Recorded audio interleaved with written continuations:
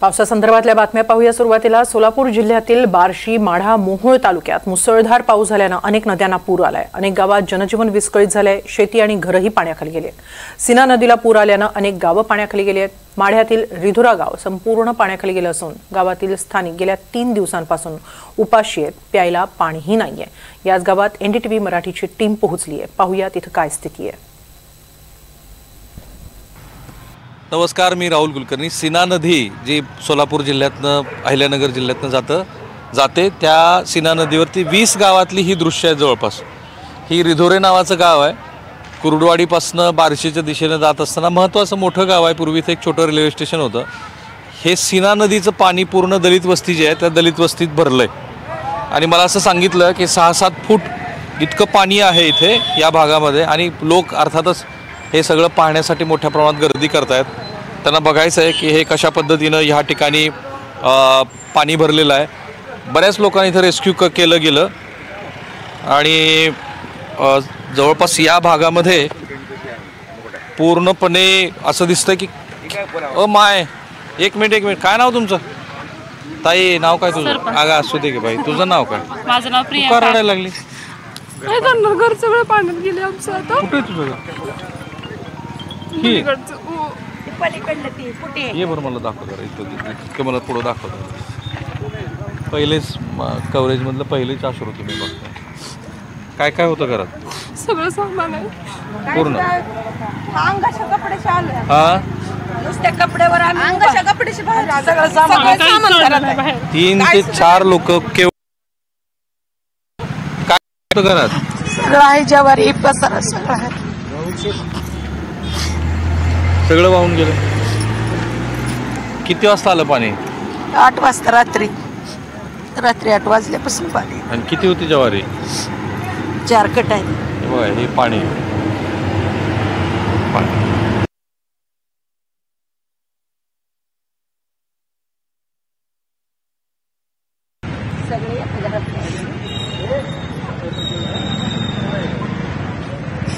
काय व्यवसाय? मजुरी करून खातोय खुरपायला।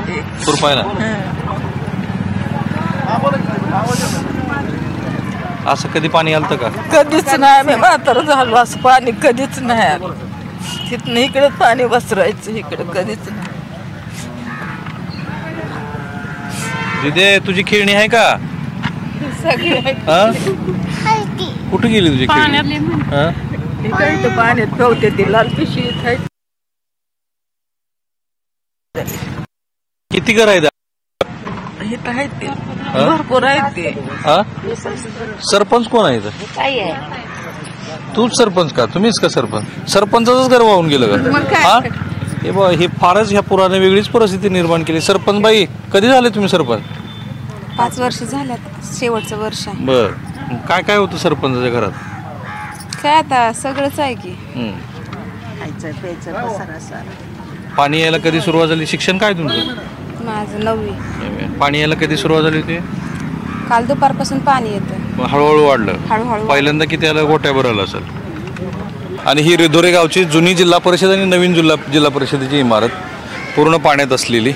बाबा ही का जिल्हा परिषदेची इमारत आहे का? हा जिल्हा परिषद। केव्हा झालता एवढा पाऊस? 64ला। होय 64ला झालता म्हणा की एवढा पाऊस? त्याच्या आधी झालता म्हणा की पाऊस एवढा?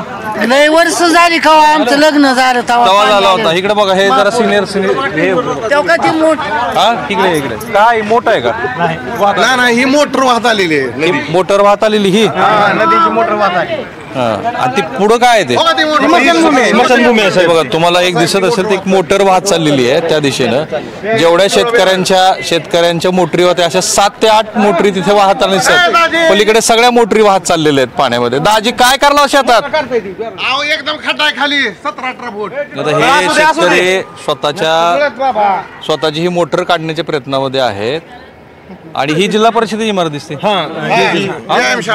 व्यायामशाळा आणि ही जिल्हा परिषदेची शाळा जी पाण्यात आहे पूर्णपणे। ह्या मोटरी वाहताना दिसलं तुम्हाला? आणि हा शेतकरी प्रयत्न करतोय की मोटर बाहेर काढण्याचा। आणि ती स्मशानभूमी पूर्ण पाण्यात गेलेली।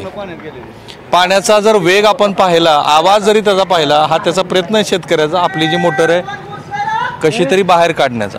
डीपी पाण्यात पूर्ण गेलेलं आहे साहेब. कॅमेरामॅन निकेतन मानेसह मी राहुल कुलकर्णी, NDTV मराठी, रिधोरे, तालुका माढा, जिल्हा सोलापूर. ह्या सीना नदीच्या आसपास 28 गावं अशा पद्धतीनं पाण्यामध्ये सध्या पाणी त्या गावाला भेटलेलं आहे. त्या प्रत्येक गावातली रिपोर्टिंग तुम्ही बघणार आहे.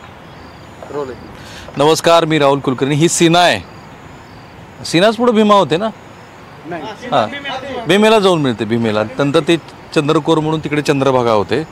तर ह्या सीनेचं हे रूप बघा तुम्ही.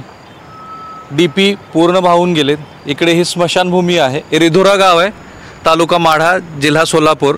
आणि या सीनेवरती जवळपास 19 ते 20 गावामध्ये अशी स्थिती आहे. माजी मंत्री तानाजी सावंत त्यांच्या बंगल्यामध्ये इतकं पाणी आलेलं आहे की त्यांच्या बंगल्याच्या आवारामध्ये असलेली फॉर्च्युनर, जसे आता हा DP बघा ना तुम्ही, हा जो DP पूर्ण पाण्यात गेला किंवा हे घर जसं पाण्यात गेलं, हे महादेवाचं मंदिर आहे. हां, मांगोबा मंदिर आहे. ते जसं पाण्यात गेलं आहे तसंच तानाजी सावंत यांच्या बंगल्यातले फॉर्च्युनर, ट्रॅक्टर्स ही सगळी पाण्यामध्ये गेलेली आहेत. आणि असं दिसतं आहे की अनेक उपसा सिंचन योजना ही ते गायकवाड साहेब, किती आहेत उपसा सिंचन योजना? बार्शीची उपसा सिंचन ही बार्शीची. हां, आणि आता मराठवाड्याला पाणी जाणार पण इथूनच जाणार आहे ते जो मोठा बोगदा खोदलाय तो इथंच आहे का? हो, आता बोगदा पण आता इथून पाणी जाणार. पण आता हे जे पात्र दिसतंय, हे पात्र पूर्वी होतं किती ना आता वाढलंय किती? नाही, सध्याचं ते पात्र, ते लाईन जी आहे त्या लाईन पासून पलीकडचं त्या झाडापर्यंतचं पात्र आहे. ते पलीकडचा जो नारळ दिसतोय ते नारळ शेतात आहे. हे पात्र वाढलंय किती आता? ही म्हणजे इथून आता ह्या झाडापासून हे इथपर्यंत आणि तिथून तिकडे तेवढंपर्यंत वाढलं. मी जर आपल्या प्रेक्षकांना अधिक सोयीस्कर करून सांगतो. हे जे माझं बोट दिसतंय तुम्हाला, या ठिकाणी हे जे बाबळीचं झाड आहे तिथपासून ते इथपर्यंत एवढं पात्र वाढलंय, बरोबर ना? आणि पलीकडच्या बाजूला आणखी एवढं क्षेत्र सीना नदीचं पात्र वाढलेलं आहे. म्हणजे पूर्वी ब्रह्मपुत्रा नदी, जिला रिव्हर ऑफ सॉरो म्हणायचे, दुःखाची नदी, तशी आज ही इथं दुःख घेऊन आली लोकांसाठी. हे खेळाचं मैदान आहे जे पूर्णपणे पाण्यात आहे. पण ह्याच्या आधी कधी असा पाऊस कधीच नाही. ह्याच्या अगोदर कधीच असा पाऊस झालेला नाही. असा कधीच पाऊस बघायला मिळाला नाही. एवढं पाणी कधीच नदीला आलेलंच नाही. पहिल्यांदा जी जुनी लोक आहेत ते पण सांगतायत ही ह्याच्या अगोदर म्हणजे ह्या मांगोबाच्या पायरीला पाणी लागलं व्हायचं. आता पूर्ण गावाला वेढा घेतलेला आहे पाण्याने. काही घरं मी तुम्हाला दाखवणार. थोडं आपले चला पलीकडे थोडे सिनियर सिटीजन आहेत, त्यांच्याशी बोलण्याचा मी प्रयत्न करतो. आणि हे समजून घेऊ आपण की अशा पद्धतीनं जो पाऊस पडलाय त्या पावसामुळं किती 60 वर्ष काय व्यवसाय? शेती. किती शेती आहे? शेती 5 एकर. बरं, एक पाऊस पडला आता चांगलं आहे.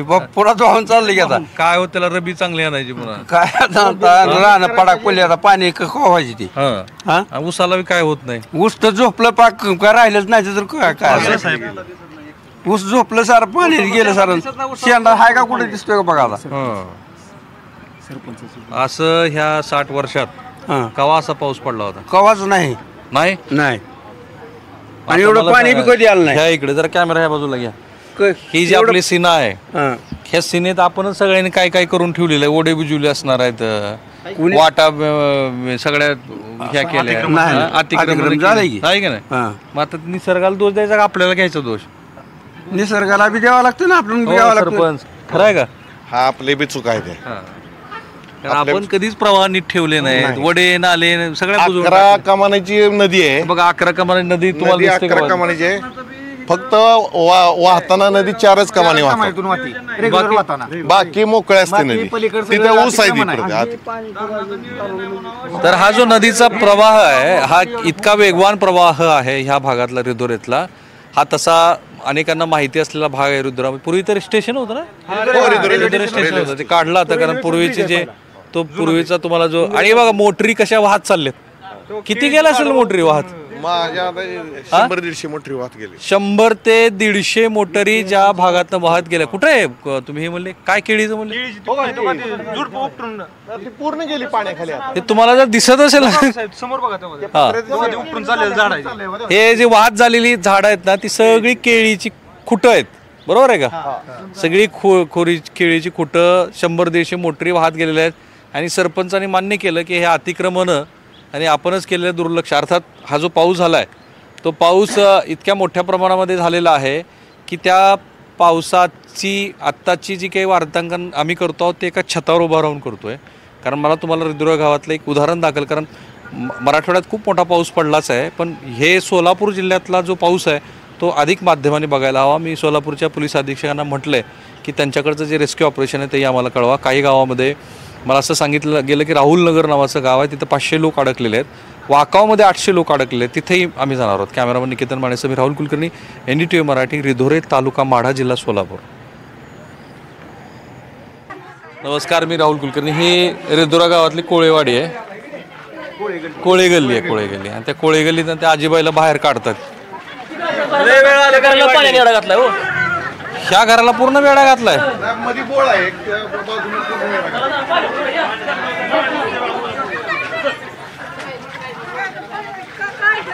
किती वेळ होती आजी माय मध्ये? हो, किती वेळ होती माय तू तिथं मध्ये? कशात?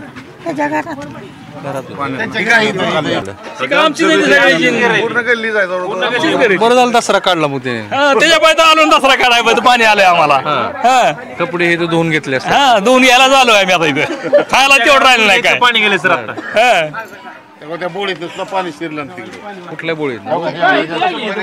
बोळ आहे की या की पुढं. हा, खाट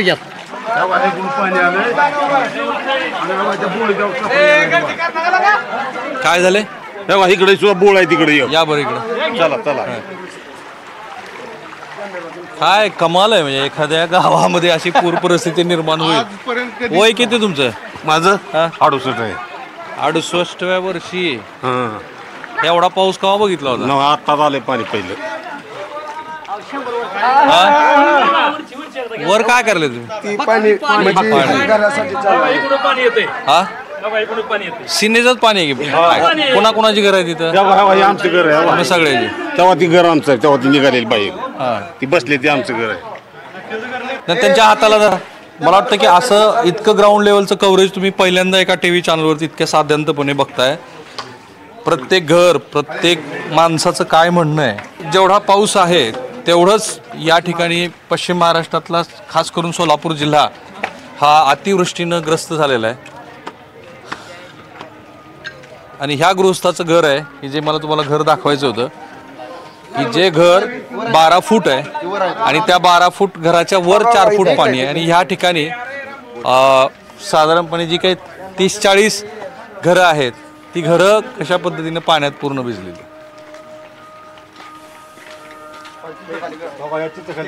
हे बघा, ही जी चिंच दिसते तुम्हाला ते चिंच नाहीये, तिथं घर आहे.